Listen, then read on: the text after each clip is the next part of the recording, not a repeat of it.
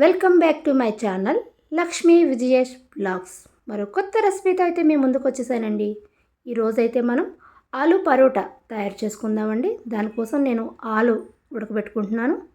మనకి ఆలు ఉడికేలోగా మనం పిండి కలిపేసుకుందాం.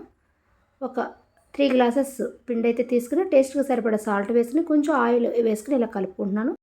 వాటర్ యాడ్ చేస్తూ మనం కలుపుకుందాము. మనం బాగా లూజ్గా అయితే కలుపుకోకూడదండి, కొంచెం టైట్గానే కలుపుకోవాలి. ఎందుకంటే ఆ పిండి మన చేతికి అంటుకోకుండా ఉండే విధంగా కలుపుకోవాలి. ఈ విధంగా కలుపుకొని పక్కన పెట్టుకుందాం. ప్లేట్ మూత పెట్టుకుని పక్కన పెట్టేసుకుందాం. ఆలు కూడా ఉడికిపోయినాయి కదండి, దాన్ని తొక్కలు తీసేద్దాం మనం. ఈ ఆలుని మెత్తగా మెదుపుకుందాం.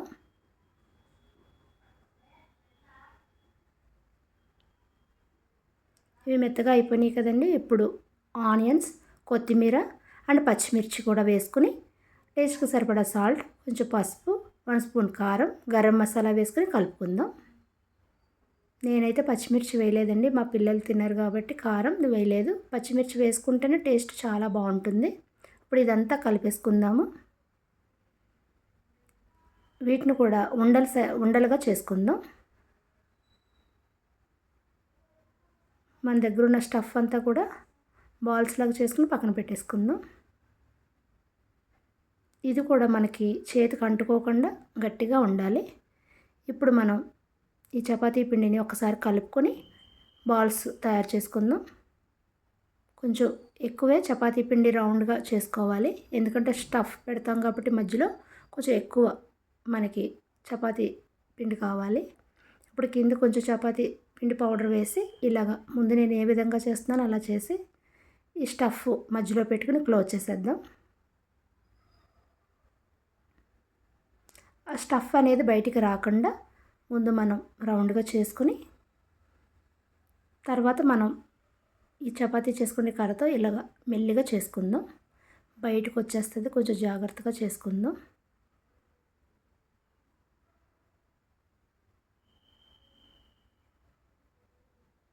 ఇప్పుడు స్టవ్ మీద ప్యాన్ పెట్టుకుని ప్యాన్ వేడైన తర్వాత దాని మీదకి టర్న్ చేసేద్దాం.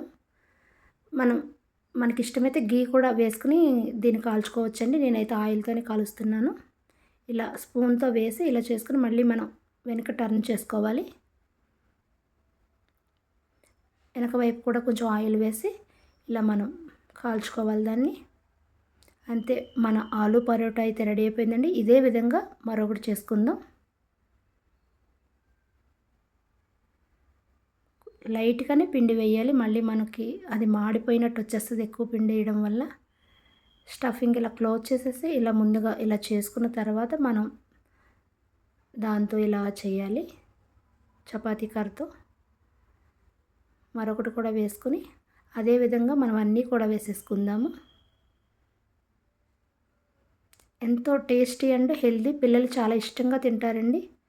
మనం ఇందులో వెజిటేబుల్స్ కూడా వేసుకొని చేసుకోవచ్చు. నేనైతే ఇప్పుడు ఆలూతో చేశాను. నెక్స్ట్ టైం వెజిటేబుల్స్ కూడా మిక్స్ చేసి చేస్తాను నెక్స్ట్ వీడియోలో. ఎంతో ఈజీగా మనకు ఆలు పరోటా అయితే రెడీ అయిపోయిందండి. ఎంతో స్మూత్గా, ఎంతో టేస్టీగా ఉంటుంది. ఒక్కసారి చూడండి ఎంత మెత్తగా ఉందో.